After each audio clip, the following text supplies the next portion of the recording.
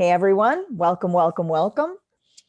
Which number is this, Dale? This is Five.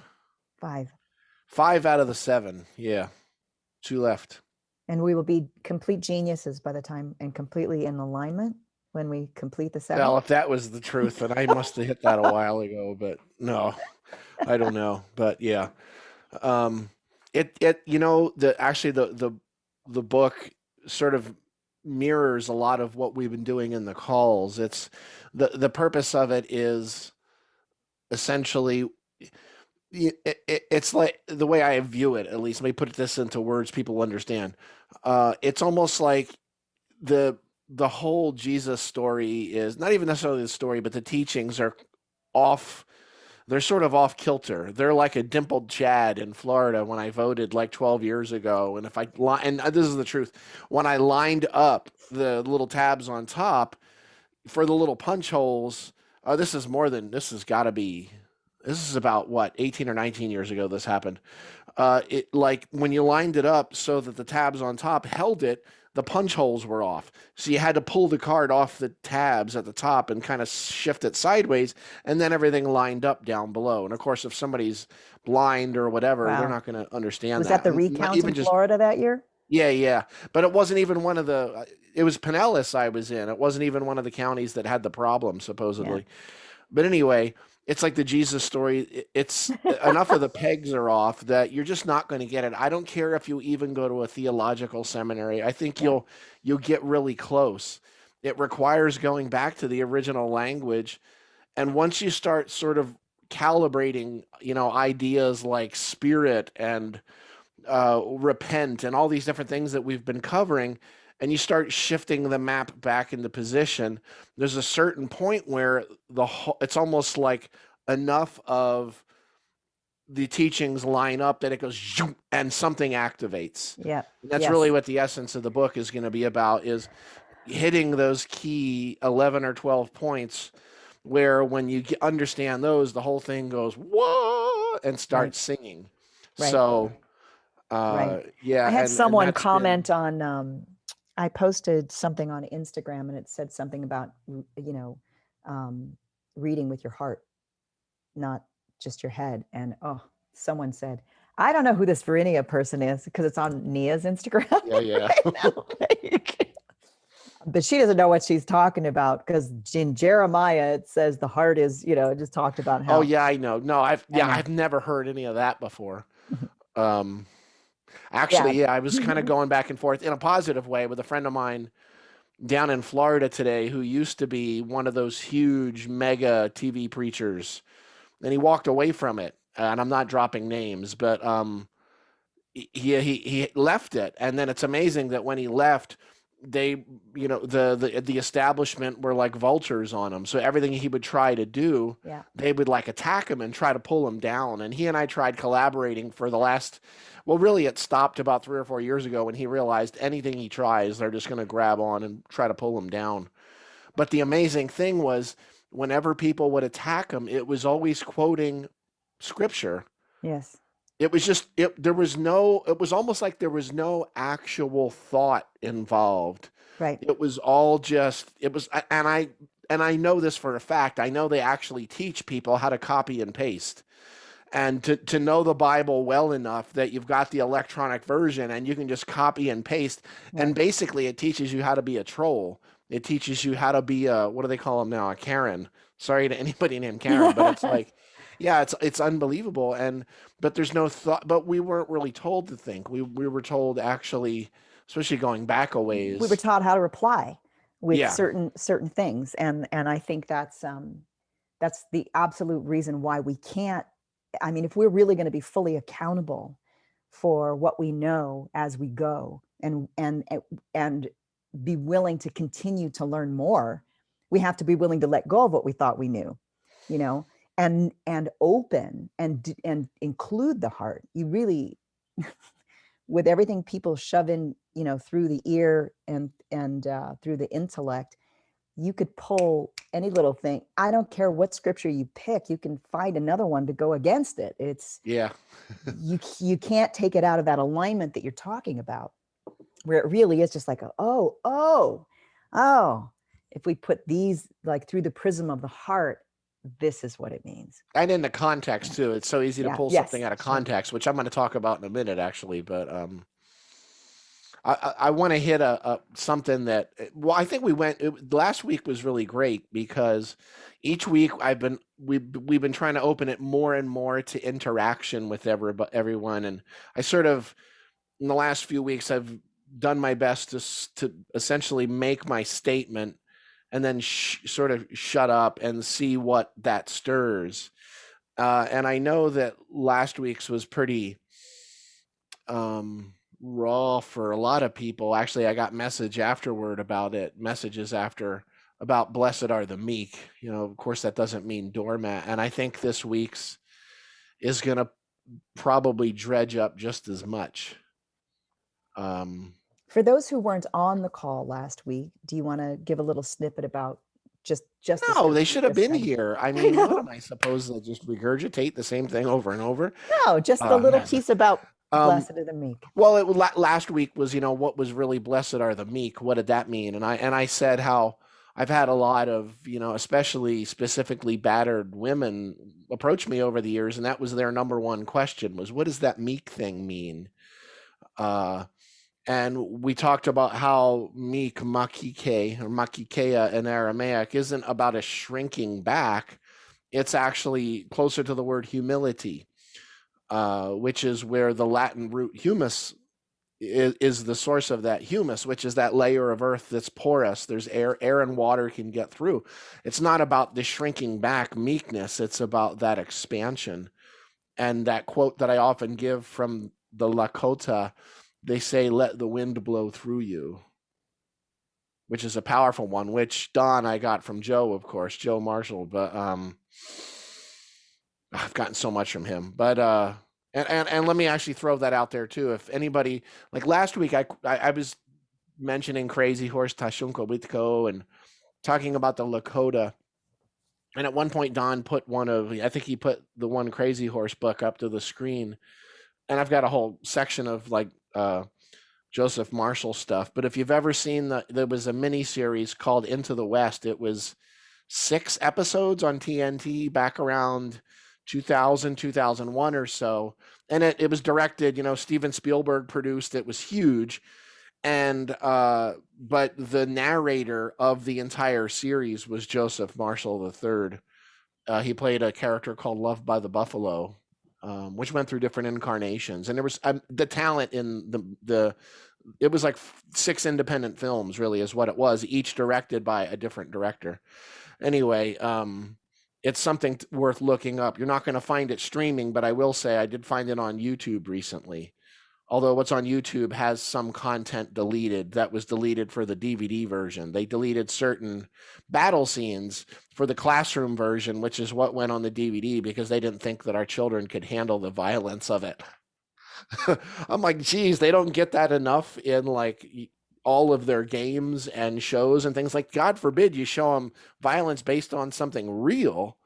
You can't do that. It's got to be fake. So anyway, it's just an incredible piece of work. Into the West, it's called. So that's what we did last week. And this week sort of dovetails with that, I would say, actually, in a way. I think it's something that's constantly in the press is the idea of perfection. And unfortunately, I'll say this: the actual idea of perfection, as far as we're aware, first started with Aristotle, and he actually had sort of like a checklist of something that is at a point of completion or something that can have. It needs nothing else to be added unto it, and it's the best version that you're not going to be able to find another one that's better than that one. And and you can look up Aristotle, but you probably heard of that guy. I think he was in the Bill and Ted's Excellent Adventure movie, but along with Socrates. But my point in this is the ancient ideas of perfection are a lot different than the modern ideas of perfection. It's really come to be something with no flaw, to not have a flaw. I'm going to share. Am I allowed to share a screen? I Did you give me already made permission? you Did you make co-host. me a I host? did. Um, no, I would probably need to open it before I could actually share it. Let me do that first. Okay. There we go. So this is, there you go. Can you read that? Everybody sees that. Tell me what that says. Everybody's just shaking their heads. Okay, that's good enough. So this is actually what we're looking at here is Matthew 5, Mattai 5, 548 is down below specifically. This word here, it sounds like this, gamera, gamera or gamira. This is that, we've heard it all. Be perfect as your Father in heaven is perfect. Perfect, interesting. And, here's the word here. If you look down here in the text, if you can see where I'm circling here, that's Gamera in the text here, and then it's in a slightly different Gamer here, which is a shorter. So this is be perfect, Gamera, as your Father in heaven is Gamir, perfect. I'm going to go off that screen really quick.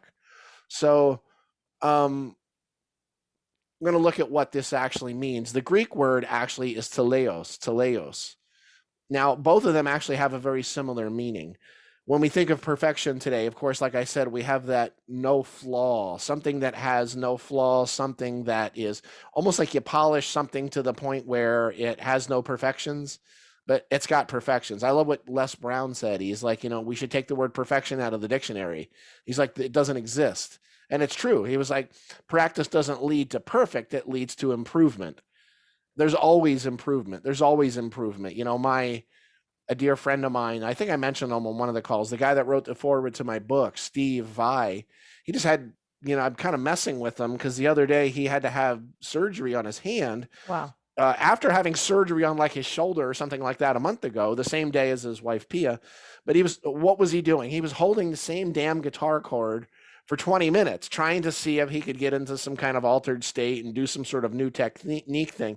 As soon as he took his hand away from his guitar, we're talking about one of the greatest guitarists that have ever walked the earth, by the You way. have to look him up. Stevie Vai. Yeah, If you guys Steve don't know Vai. who If he you've ever is, seen the movie unbelievable. Crossroads with Ralph Macchio, he's the guy that plays the devil's guitar player at the end of the movie and battles him. But all of a sudden, Steve realized his thumb, something was not right, and he had sprained it. But he had actually ripped some of the muscle off of the bone in a few places. So now the world's greatest guitarist can't play for 2 months. But that idea, he's an amazing example of someone who's not necessarily striving for perfection. He's really clear and focused in his art, and it is art, on the present moment. What is the absolute highest wide open I can reach now in this moment? And it's not necessarily a comparison to the past. He's not comparing himself to other people. It's always some kind of a conscious internal dialogue process that's happening. But that word gamira, that was translated as perfect, be perfect, it actually doesn't mean perfect as in no flaw. What it actually means is whole or complete.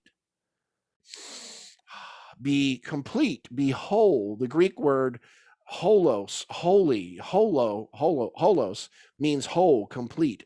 Funny, it also means full or empty, if you can figure that out. Same with the Aramaic kodash. But amazing when you just shift this from be perfect as in our idea of no flaw versus being whole. And, Nia was, we were talking a little bit about, Bible things out of context. I'll just shove, not that you're going to be able to read any of that there. And I've got things circled on the page here because prior to saying to people, be perfect as your Father in heaven is perfect, if you read everything before that in Matthew 5, and of course, the beginning of Matthew 5 is the Beatitudes, but what he's talking about here is love your enemies. We talked about that a few weeks ago. He talks about if somebody smacks you on this cheek, turn to the other, smites you. I love the word smite.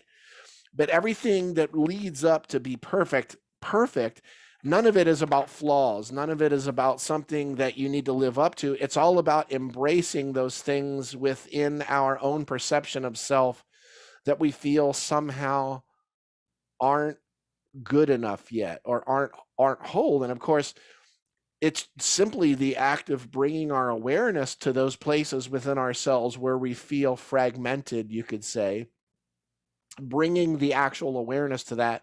And I'm going to repeat something I've said in past calls, which is when you allow yourself or another person to be exactly who you are right now in this moment, you allow who you are not to naturally fall away. And it's amazing because when we have the resistance to what seems like it's broken, of course, what's on your mind? Recreating it. We talked about the law of attraction a few weeks ago, and I'm like, if you're talking about attracting a car, what's your affirmation? I don't have a car, because that's what's obvious to you. And it works the same when we're looking within. Now, this Gemara word, there's another place where the word perfection came up, which was 1 John 4:18. And this here is the writings of Paul. Paul was Saul of Tarsus, native Aramaic speaker. A lot of people don't realize that. It was a traveling dude, man. That, if you ever look at a map, an ancient map of Paul's travels, today, it looks like Rick Steves' travel map for travels in Europe or something on PBS. I mean, even today, it blows my mind to see how much he got around. But one of those things that popped up was, what love casts out fear? What's the kind of love? Perfect love casts out fear. Now, another thing too, I don't know how to, let's say, I don't know how to love myself. I don't know how to love my kids properly. I don't know how to love my spouse fully, or I don't have a spouse because I'm not good at loving, or whatever the self chatter is. And then you want to say perfect love casts out fear? Perfect? But again, in this case, actually the words mashamlia, if you hear that, mashamlia, what that actually means, and there's a different form that's mashamla. There's different forms of the word, but it's funny because mashamlia, there's something about that might sound familiar to people. Shamlia, the root sound in Aramaic sounds like this, shlama. The Hebrew word sounds like this, shalom, peace. So perfect love, peaceful love, but what it means is whole. It means complete, full. Even the word peace in the Semitic languages, Aramaic, Hebrew, and Arabic being the most known on a modern basis, the word peace, shlama in Aramaic, shalom in Hebrew, what it actually means is not the absence of conflict. It actually, in truth, means to embrace the fullness of potential, to be able to take those, what we would say, shut off parts of the self and welcome them into the fire, bring them toward the heat of the fire, rather than that way that we push them off to the fringe so that, of course, we can't see them, we can't feel them anymore. We're actually we're welcoming those all into the center so that all of your freak shows within yourself are dancing around that flame. And it's amazing because Yeshua said, those that are near me are near to the fire. Those that are far from me are far from the kingdom. And what's the one thing we were told not to go toward? Fire. Why? Of course, and we talked a few weeks ago, that Gehenna in the Bible, that's translated in the Baptist Bible, I say, but in the NIV, it just says hell, thrown into hell. Mm-hmm. The word was Gehenna. Gehenna is the city trash dump. That's where they took the people that had mental issues, people that had nowhere to live within the walled city of Jerusalem. It's the south side. It's the trench, the valley of Gin Hinnom. And you would actually stand on the walled city and you'd see people warming themselves at the fires of Gehenna. This is where they would burn the trash. It's where they would burn the bodies of people that couldn't afford proper not crucifixion, but proper burial. I think they didn't have a problem. We have some records that say sometimes there was crucifixions in excess of 300 a day in Jerusalem. They had them lined up along the sides of the street because Golgotha was overly full, which is why Golgotha, the hill of the skull, had so many. So anyway, skulls. But what I'm saying is this idea of perfection is total and complete. I almost want to say it's just garbage that we need to let go of. And it's the opposite. Rather than the judgment of imperfection, it's the realization that I don't even like using the word perfect simply because it has so many barbs in it. I love what you said about rather than the judgment of perfection. What's that? Sorry. No. I love what you said about embracing the fullness of potential. That's what peace is. Yeah, And that's that's the beautiful. opposite of feeling your what are we doing to our kids with Yeah. culture and like with models? And how long is it taking to get real model? Did it take to get a real models in Sports Illustrated swimsuit issue? Yeah. And still everybody's like, oh my God, no, you're promoting obesity. You're promoting, it's like, ah, amazing to see that. But, and I'll even add this too, in Latin, when it goes into Latin, there's uh, perfectio, there's perfectus, and they all come from the root that actually means to complete, to, to fulfill. Interesting to think about that. I wanted to add another little piece here before we sort of open it up, but another place where this word mashalam pops up happens in the betrayal of Jesus. Without going too deep into it, almost the entire birth and just prior to death storyline of Jesus is Horus of ancient Egypt. I've got so many. Mike knows this book, astro theology and shamanism, a book that goes deep into it. But the idea, such as Anup actually baptized his cousin Horus, and then Anup was beheaded. What a coincidence! And of course, Typhon betrayed Horus, and then of course he hung himself. And this is the ancient Egyptian. It's just a pure coincidence, I'm sure. But what I'm saying here is where it says that Judas betrayed Jesus. I wonder if I have an actual image of that. Let me see what I've got.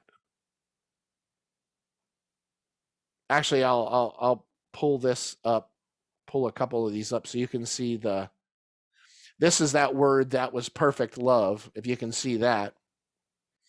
And then everybody see this image? Yes. Now, of course, we love great art. And actually, it's a funny thing. If you really look at, can I zoom in? If you really look at Judas, he almost looks like he wants to bite Jesus's face off. It's like Night of the Living Dead or some sort of zombie apocalypse thing. But we love, and they don't look too happy there, but we love great art. We love betrayals. You know what this word is here? This is the word that said that he betrayed Jesus. It's mashlam. It's the same word, mashalam.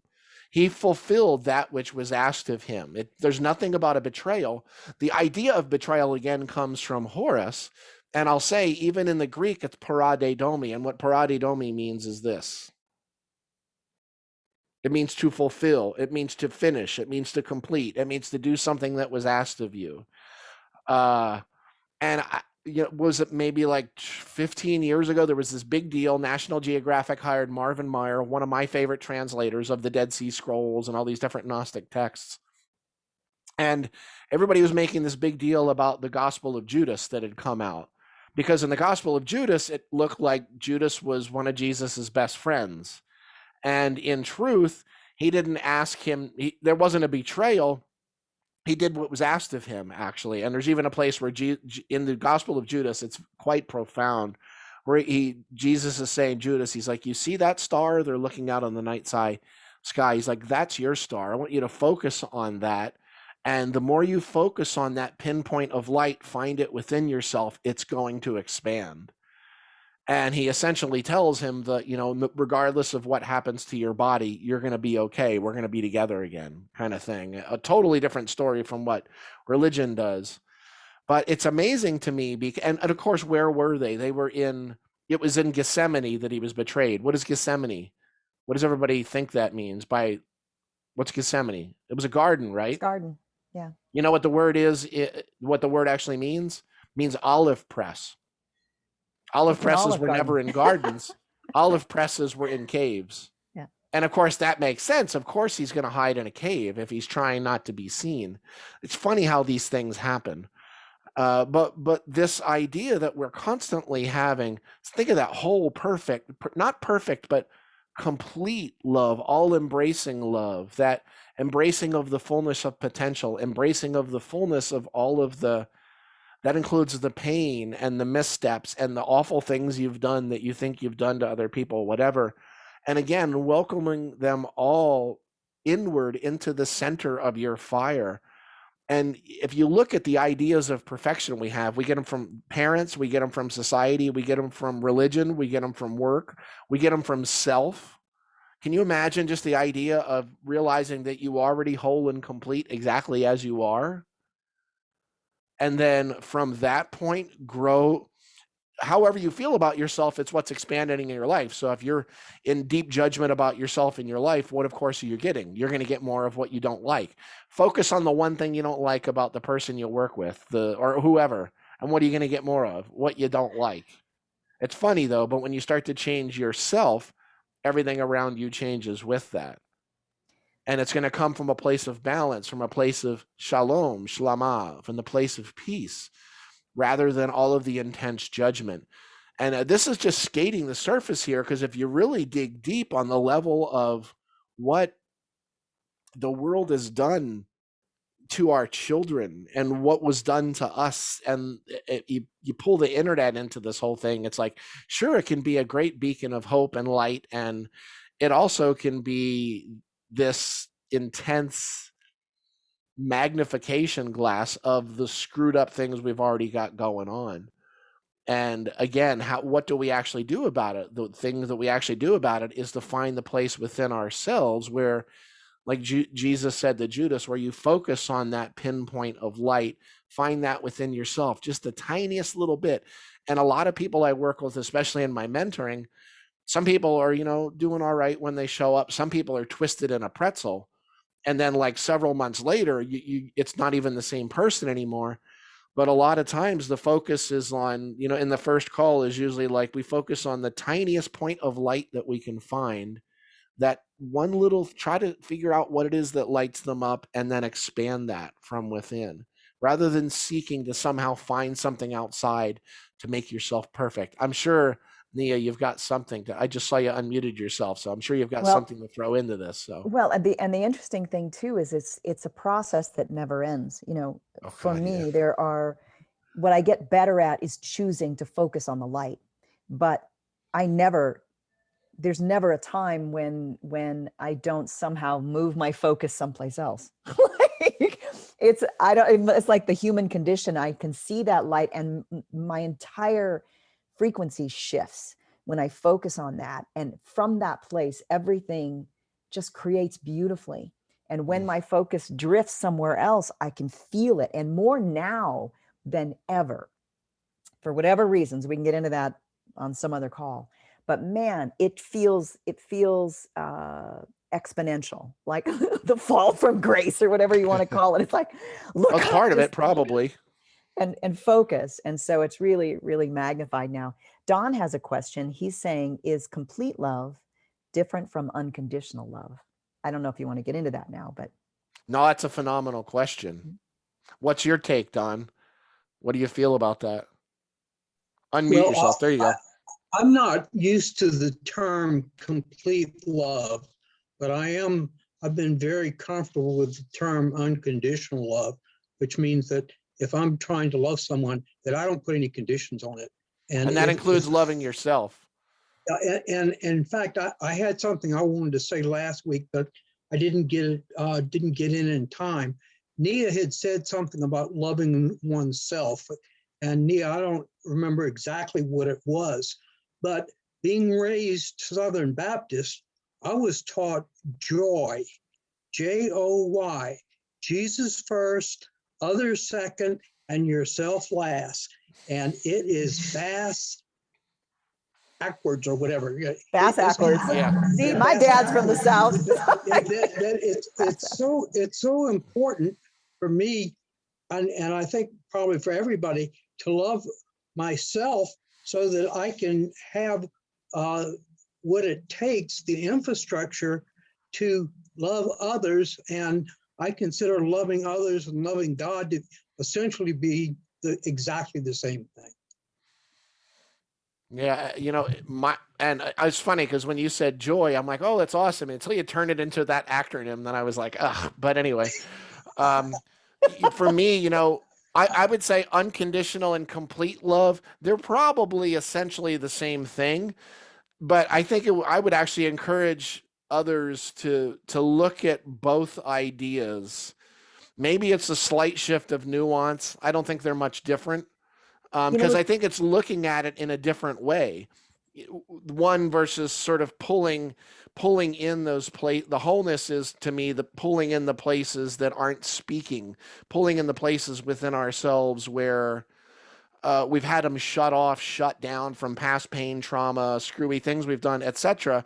And it takes the unconditional love of self to be able to do that. So it's almost like two sides of the same coin, I think. you know, something I would love to share, and unconditional love is actually, that's a statement that I use often, because if we begin at the point of our learning. So for most of us, what we learned was that unconditional love means, as an example, being willing to give the shirt off your back. Right? That's fair. That's what most of us learn. To love unconditionally means to be willing to give the shirt off your back. But sometimes loving unconditionally means being willing not to give the shirt off your back, so that that person can find that they have the courage and the strength and capacity to put their own shirt on, to find their own shirt and to put it on. And so the question becomes, how do we know which action is of unconditional love? And the only way we know that is by the way it feels. Either it feels contracting, like, ugh, I have to do this because that's unconditional love, or it feels like expansive. This is it. So you can have two different actions that come from the same unconditional love in the same circumstances. And the only way we know is whether we have that feeling of expansion or contraction. I don't know, something like that's I'm just an actress. Go ahead, Dale. No, it was perfect. Well, you were. It was perfect, because I mean, I didn't know you were acting. So No, It I'm was only awesome. trained up in acting. no. I mean, yeah, and it's the same. You know, I think there's certain ideas I have that that work for me, and there's other people are like the word surrender we talked about last week. Some people love that, and other people are like, excuse me, fuck that. I mean, like, surrender, no. And I'm like, okay, how about submit? No, submit and surrender, it's two different things. You know, like, and you start feeling your way through and understand that there's no, you know, it's all, those are all fingers pointing at the moon. And our reference points are so different. They're Yeah, just, very much. they're And so yeah, different. very much so. That's what, Yeah. that's what I think is difficult to teach. It's like our guidance system has to be something different than what's external, because our points of entry are taught from outside, and we have to come inside and learn a new guidance system.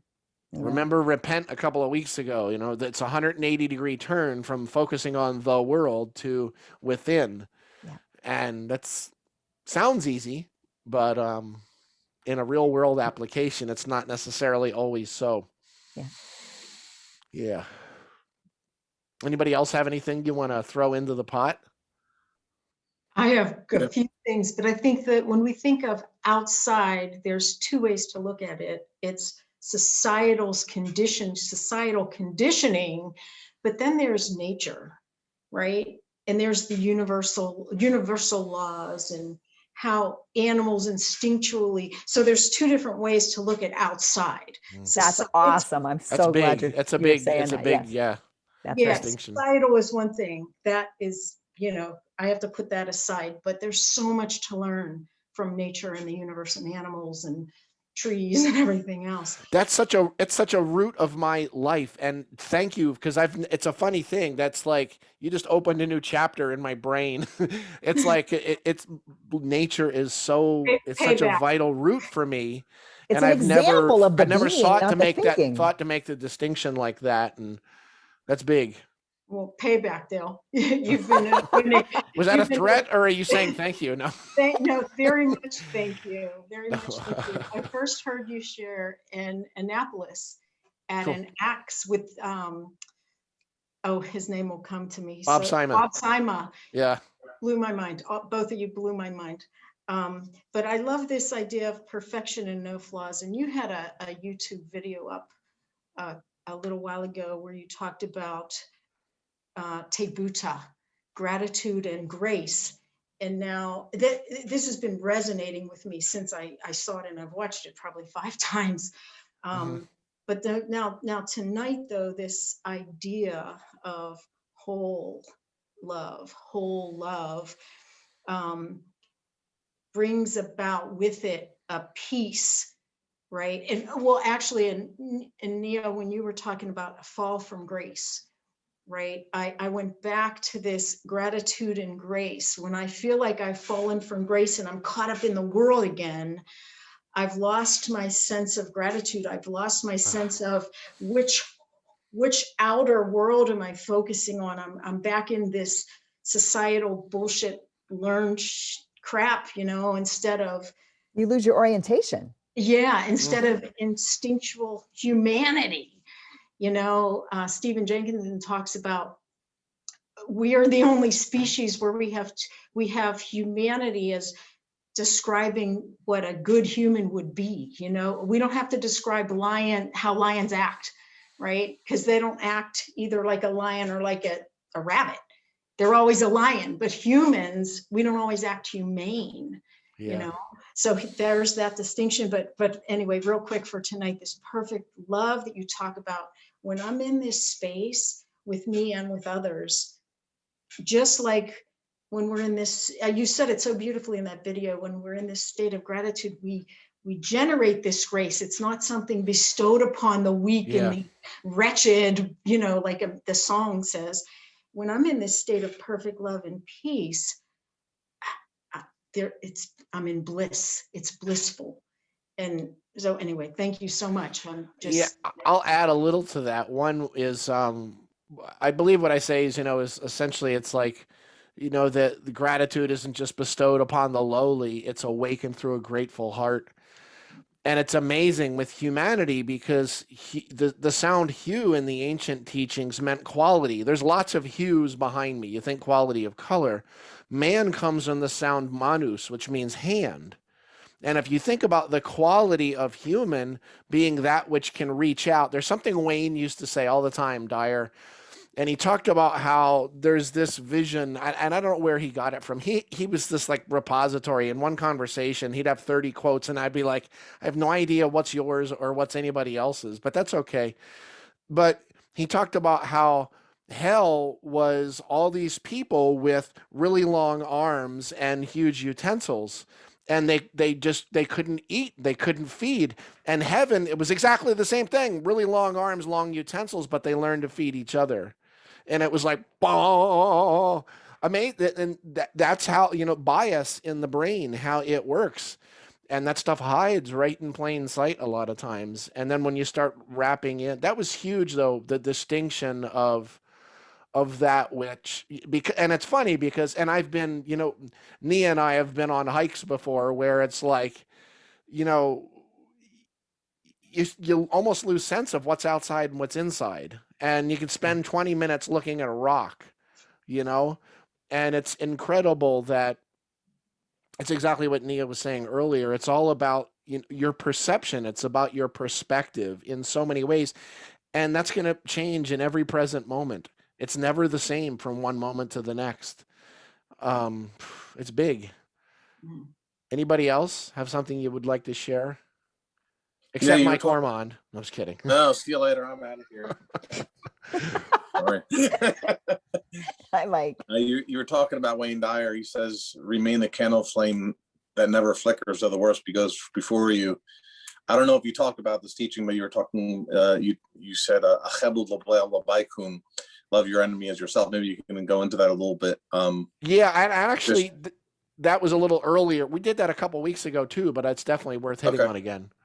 Yeah. And that's right before he says, be perfect, actually. The achebu is a form of love that the hub sound in Aramaic it means spark. It's like hitting a couple rocks together or a couple of sticks. And the u sound is like ing in English. So chebu or achebu is creating a spark and fanning a flame. In other words, it's not the love you have for a child or somebody like that. This is not that kind of deep love that's just there and it's always there. This is the kind of love that you have and you intentionally, it's an intentional love, either for self or others, where you have to create that spark and fan the flame. And it's amazing because I don't know how deep we really went into it a couple of weeks ago, but that the word enemy, there's really not a word for enemy in Aramaic. It was laboiled bubaikun. And what that word actually means is to restrict. It means to constrict, almost like you're choking air off. And that's exactly what we do. We stop breathing. And if you bring that into what's the unforgivable sin, that's how we lock these places down within ourselves, is when it starts to come up and it doesn't feel good, or in the situation when it's actually happening, like a 3-year-old girl and her father screaming his head off at her and she's not breathing, she's locking that into the system. And these are all the little fragmented parts of ourselves that, because of that stuff in ourselves, we can never think of ourselves as perfect, whatever. But when you actually get and this was one of the, I think it was the first call or the second call we did, was all about breath and spirit, and realizing that has to keep moving, and that if rucha stops, life stops.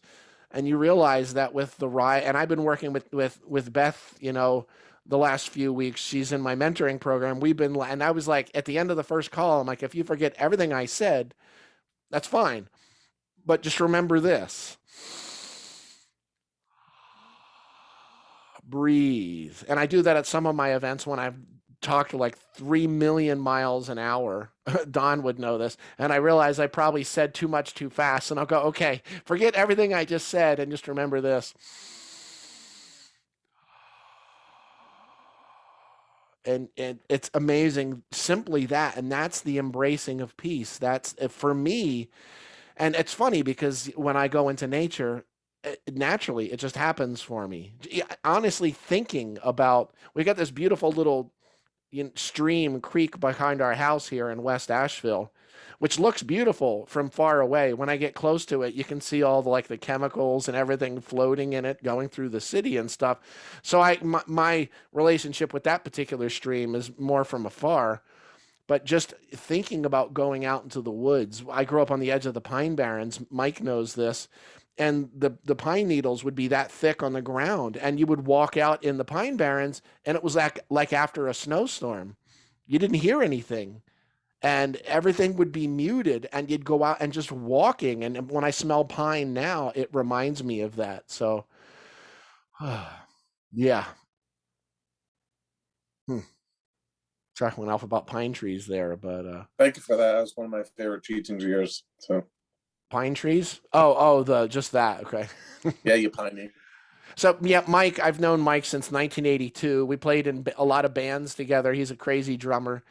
Obviously, he's a Flyers fan, but yeah. So yeah, he was there as I had already been doing some of this stuff before I met him for about 5 years, actually, when I started when I was 7 with the Bible stuff.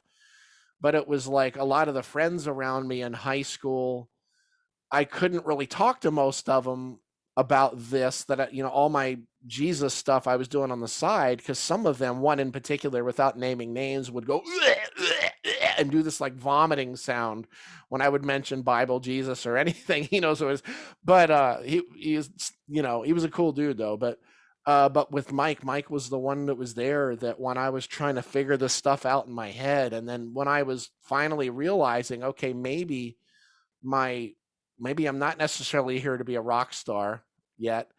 Maybe it was actually this, and he was right there even before I met my wife. Mike's been there that whole time, and I want to say he's always been my number one fan, but I don't know if I have fans per se, but anyway. So I'm just throwing that back to him. It's hard to believe it's been 39 years. It's crazy. Has it? Yeah, yeah, 2021. So, wow. I love you so much. Can we go into a breakout room now? I'm just kidding. No. Yeah.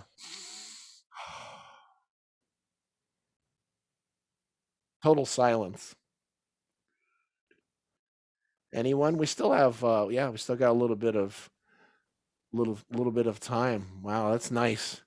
So there's a concept in Africa, and I've seen a little meme or something about it, but where, scientists or whoever, anthropologists, went to this tribe, and they got a bunch of little kids, and there was a tree. I don't know if any of you have heard this. There was a tree 20 feet away, and they put a basket of apples or some fruit there. And they said, okay, kids, race to that tree, and whoever gets there first gets that whole basket of apples.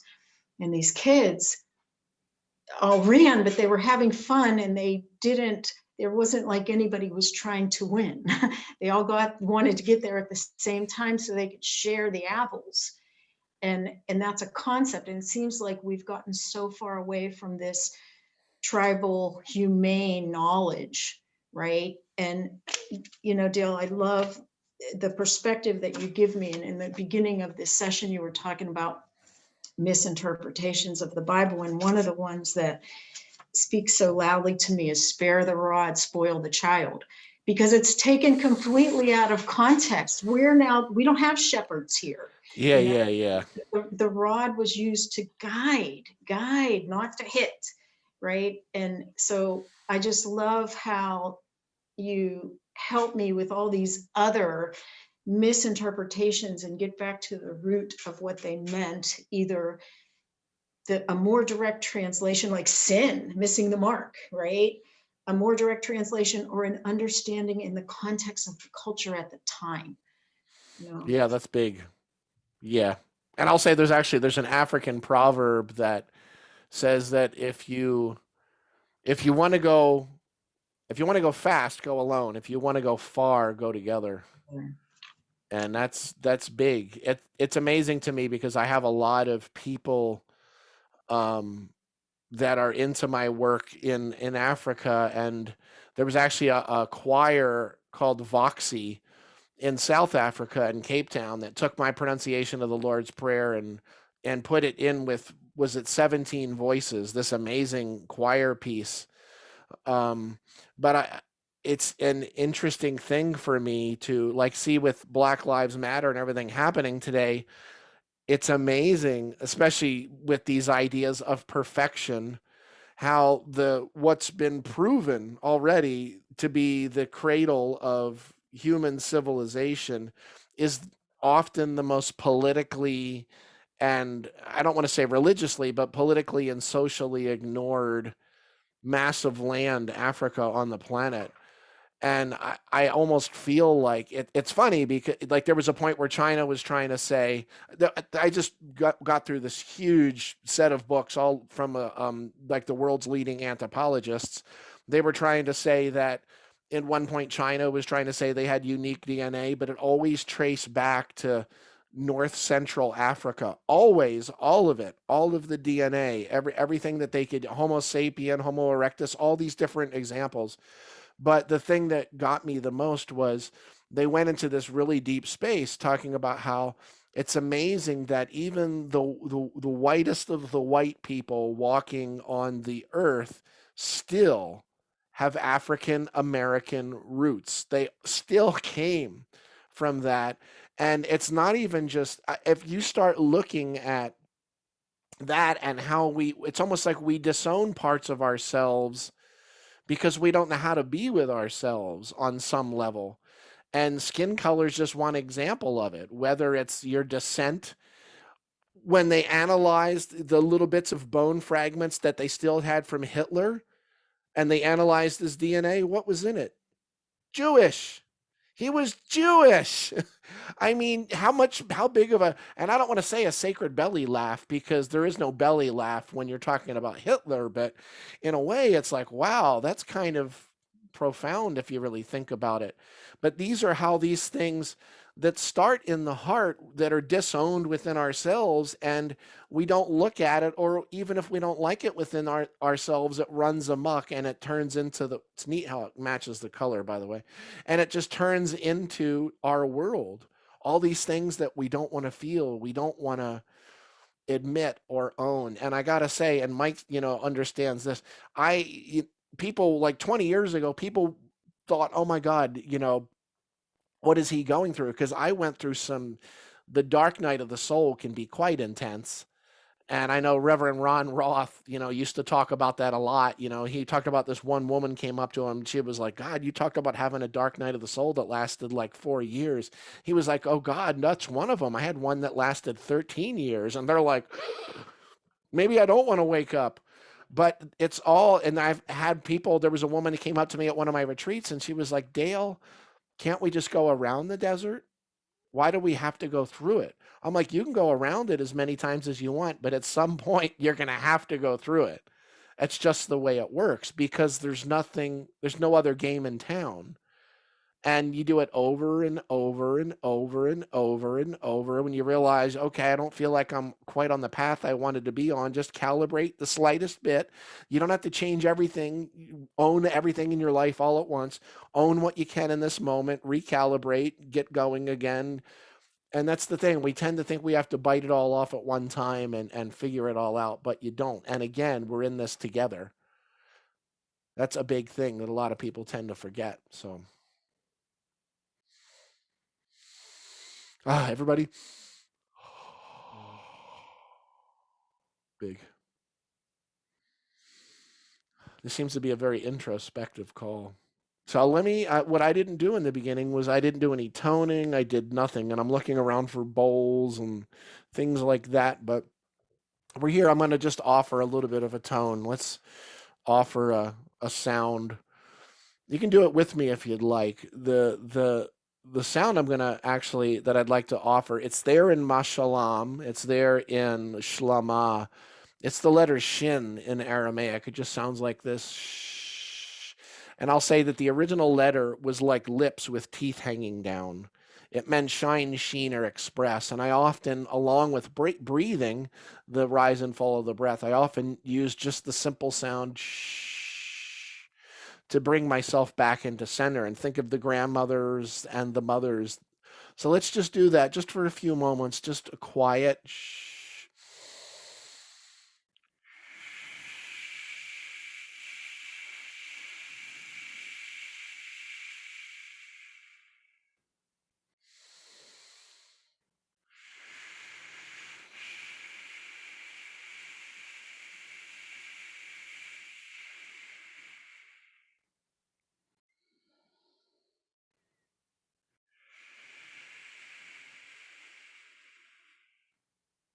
Wow, it's just like sitting in front of the ocean.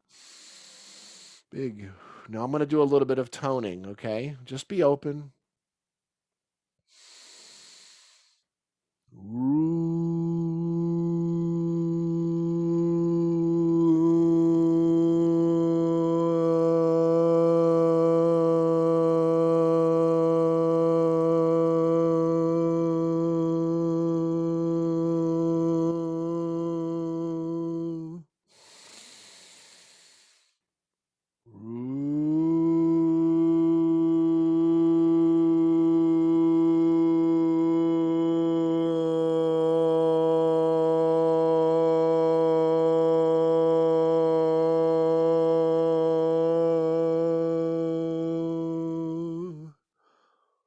One more, and then I'm going to return to silence.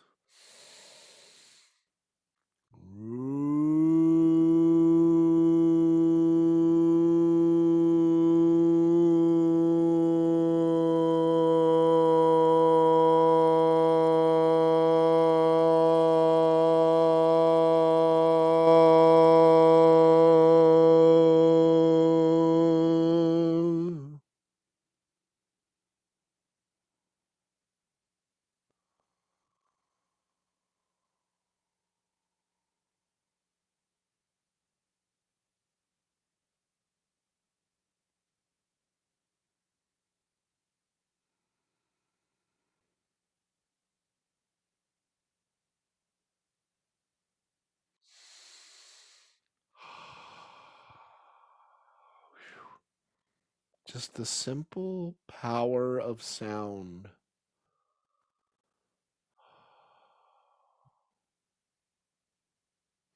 I see at the bottom of the screen, is it Liba? Liba, the name Liba at the bottom of the screen. Liba is actually the word heart in Aramaic. Beautiful little synchronicity there. Heart. That's pretty powerful.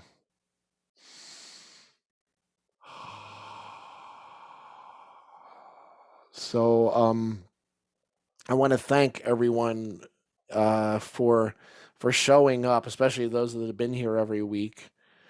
Thank everybody for the response to the toning program that I put out last week.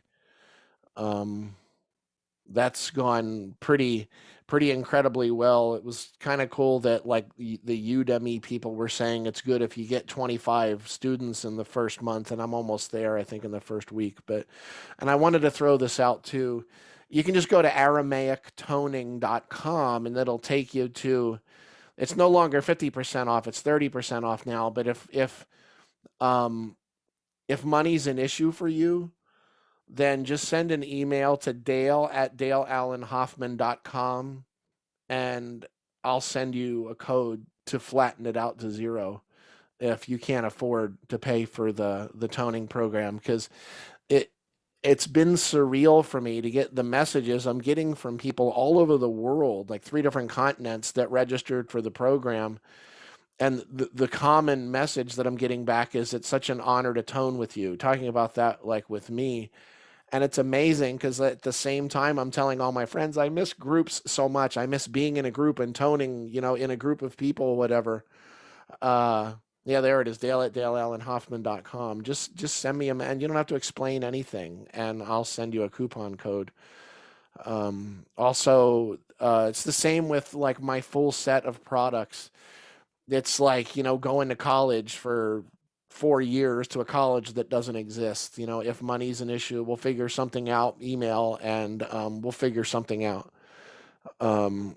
If you're firstborn, if you want to try to get them out of the house, maybe, no, I'm just kidding. But, and also with I love, the other thing I love doing is the mentoring. And some people get skittish and freaked out about, they don't know what to do or if it's right for them.